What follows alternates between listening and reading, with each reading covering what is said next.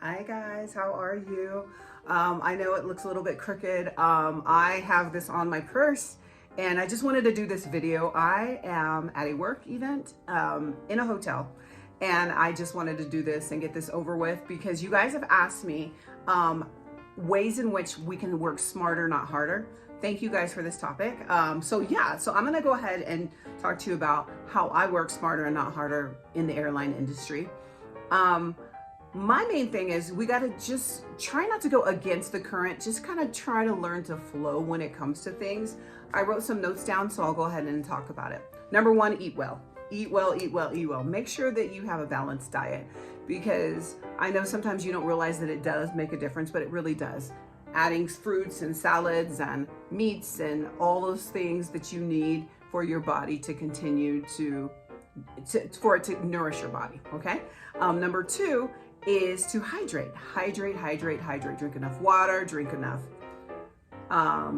things to be able to hydrate you so that you are not dehydrated. It's so important to be able to just have those basics, okay, you guys? Something that's also important is to stretch.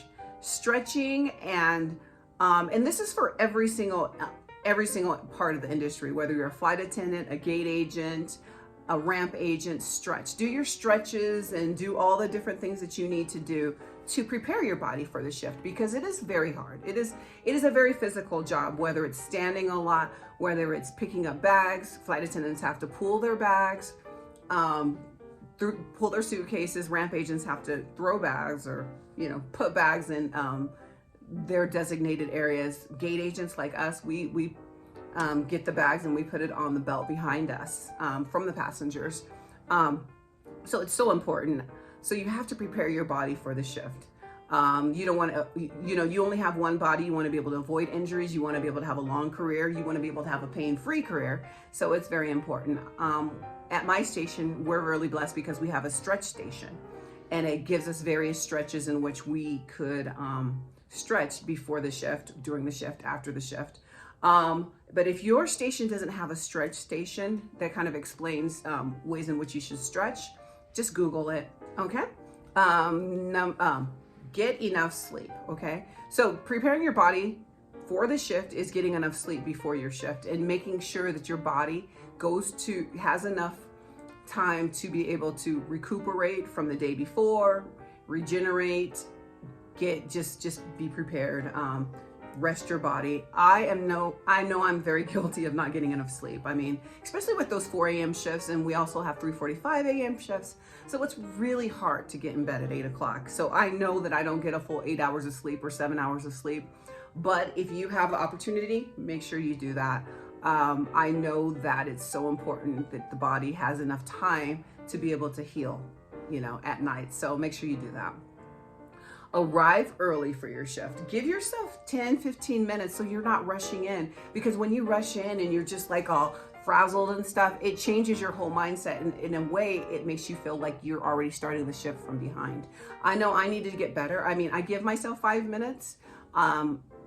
I know sometimes I need more, but at least enough time to be able to walk in without feeling like you have to rush to get that time clock in at a specific time.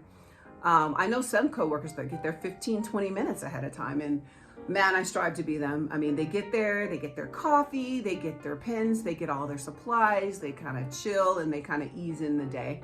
I'm not there yet, but eventually one day I will be there. But at least I know I have enough time to get there, go get my pens. Hold on one sec. Hello?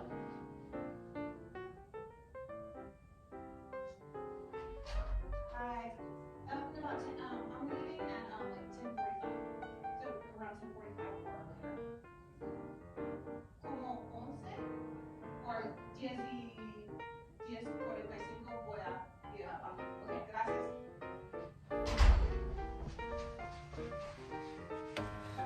Sorry, you guys. I don't want to have to like edit this video. So hopefully whatever. Okay, sorry. So, getting, just being prepared for a report. I normally get a pen. I get my coffee, And that's pretty much it for me. I don't, I set myself up for success the night before. So setting myself up for success the night before is something like this for me. I take a shower. I have my entire uniform folded and ready for the next day, okay? I have my shoes. I have every single thing I need. I have my purse, my keys, everything I need, my badge, everything is in one particular spot. Because in the mornings, I'm naturally not a morning person, not that early in the morning, and it's hard for me to think.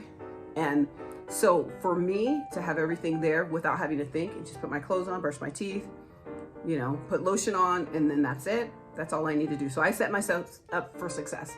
When I have longer shifts in the past, I would have my food ready in the fridge, ready to just grab and take. I haven't had to really bring food just because my shifts are so short.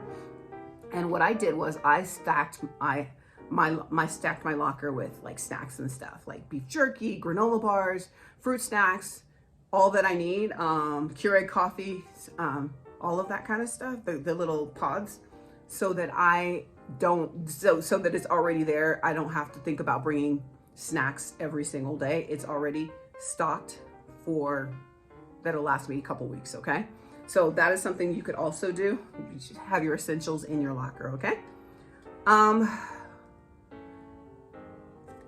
I touched upon, you know, report and just being ready for report when it's ready. And I never really explained what report was. So when you get to the station, you're in a room. This is how it is at my station. Every station is different. You sit down and you get report. In report, they tell you about the flights of the day, if they're delayed, if they're on time, what type of specials. And specials means just like if you have maybe people that are in wheelchairs, people that are blind, that are deaf, kids that are under 18, groups, large groups, military, all of that. So it kind of prepares you and gets your mindset ready for the day. So you kind of know what to expect. It's so important to know what to expect, right? Also, when you are on shift, make sure that you tag your bags correctly. For instance, if you're sharing like a little, the printer with your coworker to your right, and her person's going to Fargo, North Dakota, and your person's going to Paris, France, and you grab it and you just tag it, you got to make sure, oh, are you going to Paris, France? Yes, boom. Because if you don't and you tag the wrong bag, oh my gosh, that's such a big thing, because you have to wait till it goes through all of the TSA check, all that kind of stuff, and then you have to go to the conveyor belt, talk to the ramp and get it and switch the tags. It's just a lot. That can take up to 30 minutes. So just make sure that you are checking and making sure that you're not making those mistakes, those costly mistakes that take forever to fix, okay? Someone also asked me how I prep my gates. For me, everyone's different. Every airline's different. I prep my gates by making sure that every passenger has a seat. And then when I say every passenger, that means that revenue passengers that have paid for the seat. So I go in there and I start seeing people like on a specific list that they don't have seats. So I'm gonna go ahead and assign them seats. I'm gonna do my upgrades when it's time. I'm going to check to see if there's any wheelchairs, if there's any specials that I need to go and talk to them. Can you walk up the stairs? Do you need an aisle chair? Kind of talk to them about that. And then I'm gonna make sure that my jet bridge is ready. It's the correct height, just preparing every single thing so that everything goes smoothly. When we have really, really full flights, we also can go ahead and check carry-on bags.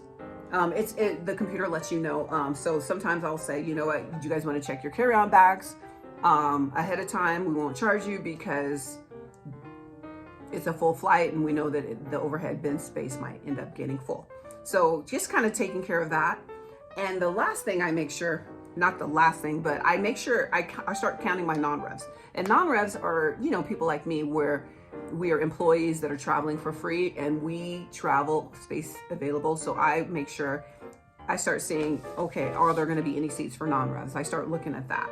If there are, and if there are extra seats and I know that they're going to get a seat, once everyone else is cleared, everyone else is upgraded, I go to my non-revs. If I have the time permitting, I ask them, do you want an aisle? Do you want a window? Would you rather be a middle in an upgraded seat, or would you rather have an aisle in the back? like give them, I definitely treat them like I would treat another customer, because they work hard too. You know what I'm saying? They work hard for the company to keep this company running just like I do. And I want to be able to treat them just as well as I treat our other guests. So I do that as well. Everything is on like a time limit. So 45 minutes, you have to make these announcements. 30 minutes, you have to close the flight, da da da. So everything has to do with timing and just knowing at what point you're going to do this, what point you're going to do this, what point you're going to do that. That is how you're able to work smarter, not harder. Just kind of knowing and anticipating what's going to come next. So I hope I answered you guys' questions. I hope this was interesting, and I will talk to you guys later. If you have any other questions, let me know, and I'll see you later. Bye.